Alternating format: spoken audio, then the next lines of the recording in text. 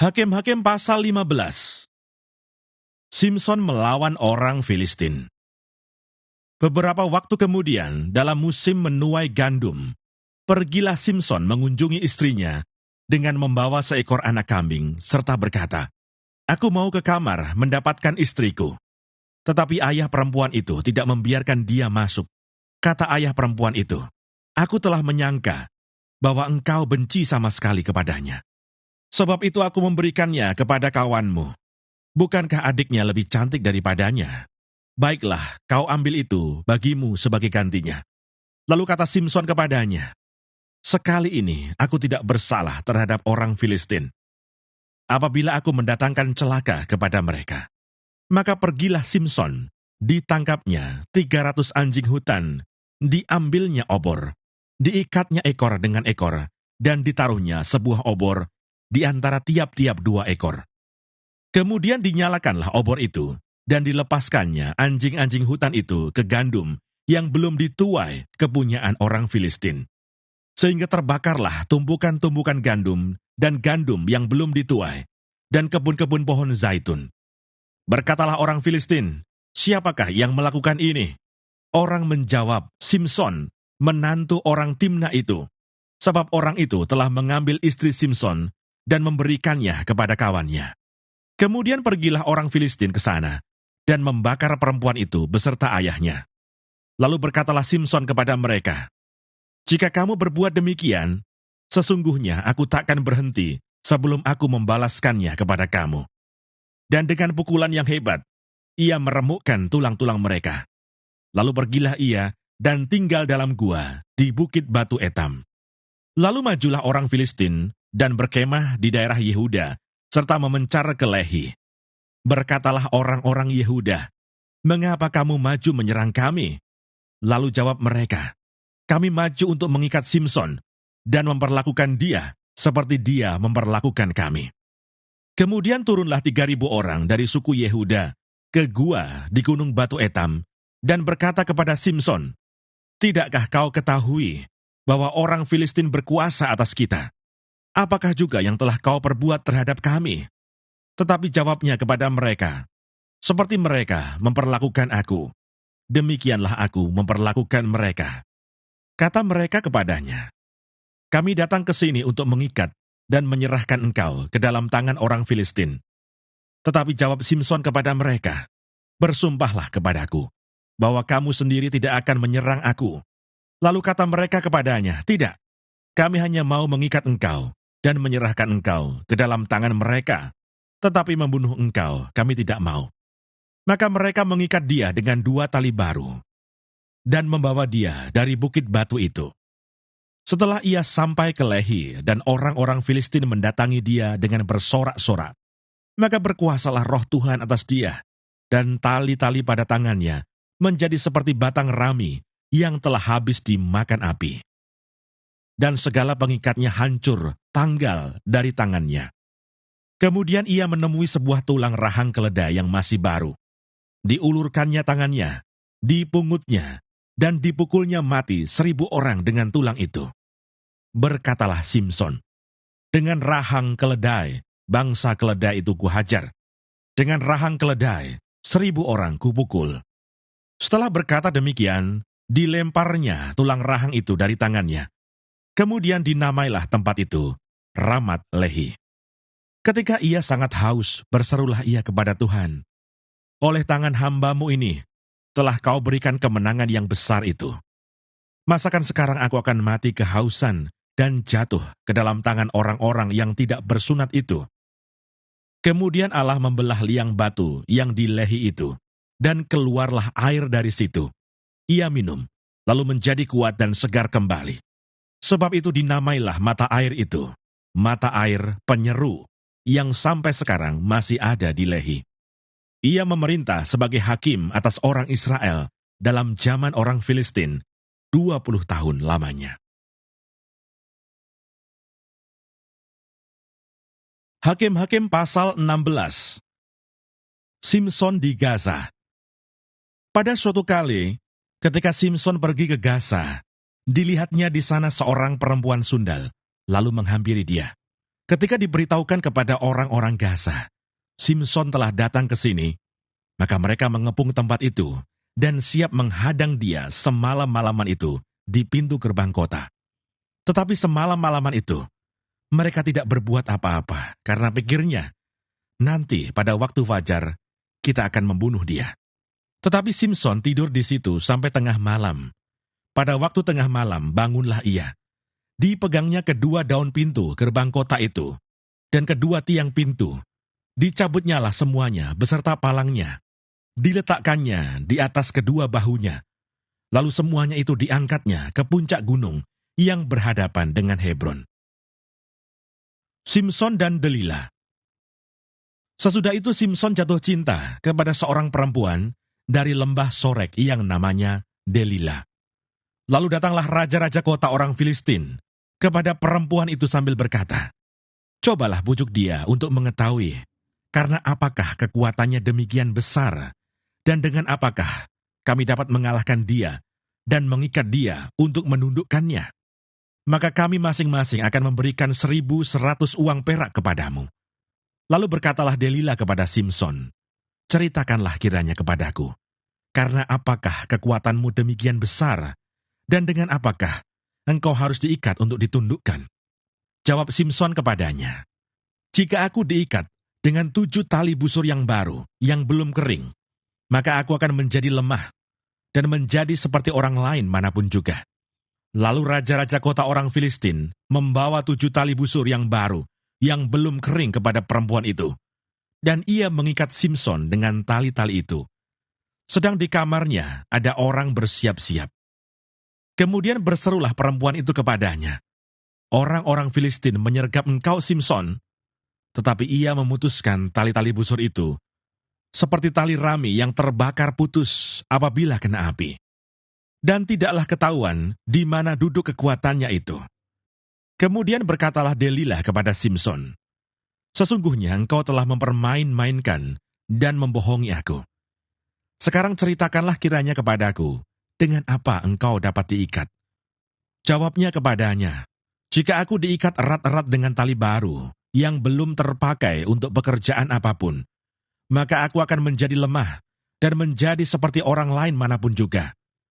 Kemudian Delila mengambil tali baru, diikatnyalah dia dengan tali-tali itu, dan berseru kepadanya, "Orang-orang Filistin menyergap engkau, Simson." Di kamar ada orang bersiap-siap, tetapi tali-tali itu diputuskannya, tanggal dari tangannya seperti benang saja. Berkatalah Delila kepada Simson, "Sampai sekarang engkau telah mempermain-mainkan dan membohongi aku. Ceritakanlah kepadaku dengan apakah engkau dapat diikat." Jawabnya kepadanya, "Kalau engkau menenun 7 rambut jalinku bersama-sama dengan lungsin, lalu mengokohkannya dengan patok, maka aku akan menjadi lemah dan menjadi seperti orang lain manapun juga." Kemudian perempuan itu mengokohkan lagi tenunan itu dengan patok, lalu berserulah ia kepadanya, "Orang-orang Filistin menyergap engkau, Simson." Tetapi ketika ia terjaga dari tidurnya, disentaknya lepas patok tenunan dan lungsin itu. Berkatalah perempuan itu kepadanya, "Bagaimana mungkin engkau berkata, 'Aku cinta kepadamu,' padahal hatimu tidak tertuju kepadaku? Sekarang telah 3 kali engkau mempermain-mainkan aku, dan tidak mau menceritakan kepadaku, karena apakah kekuatanmu demikian besar?" Lalu setelah perempuan itu berhari-hari merengek-rengek kepadanya, dan terus mendesak-desak dia, ia tidak dapat lagi menahan hati, sehingga ia mau mati rasanya. Maka diceritakannya lah kepadanya segala isi hatinya, katanya, "Kepalaku tidak pernah kena pisau cukur, sebab sejak dari kandungan ibuku, aku ini seorang nasir Allah. Jika kepalaku dicukur, maka kekuatanku akan lenyap daripadaku, dan aku akan menjadi lemah dan sama seperti orang-orang lain." Ketika dilihat Delila bahwa segala isi hatinya telah diceritakannya kepadanya, disuruhnyalah memanggil raja-raja kota orang Filistin, katanya, "Sekali ini lagi datanglah kemari, sebab ia telah menceritakan segala isi hatinya kepadaku." Lalu datanglah raja-raja kota orang Filistin itu kepadanya, sambil membawa uang itu. Sesudah itu dibujuknya Simson tidur di pangkuannya. Lalu dipanggilnya seorang, dan disuruhnya mencukur ketujuh rambut jalinnya. Sehingga mulailah Simson ditundukkan oleh perempuan itu, sebab kekuatannya telah lenyap daripadanya. Lalu berserulah perempuan itu, "Orang Filistin menyergap engkau, Simson."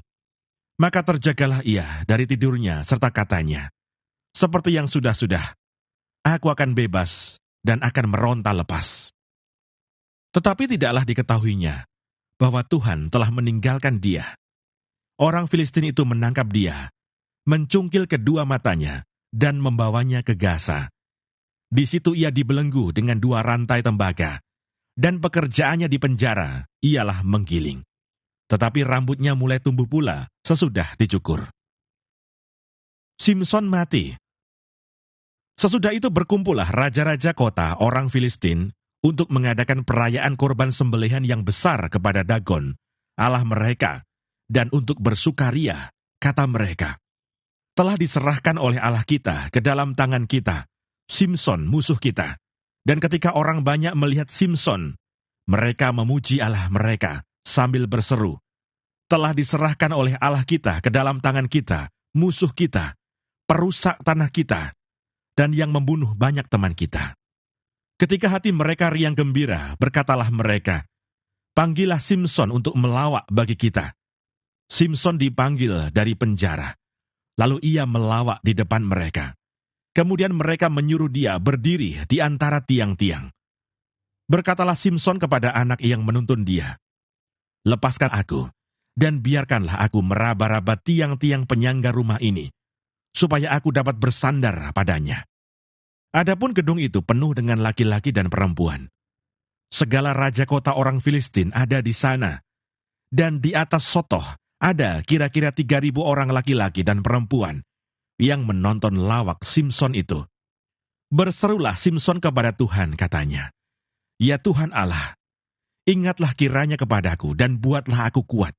Sekali ini saja ya Allah, supaya dengan satu pembalasan juga kubalaskan kedua mataku itu kepada orang Filistin."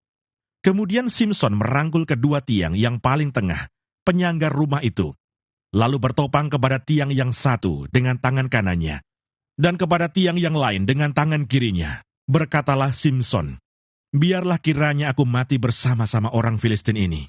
Lalu membungkuklah ia sekuat-kuatnya. Maka rubuhlah rumah itu, menimpa raja-raja kota itu, dan seluruh orang banyak yang ada di dalamnya.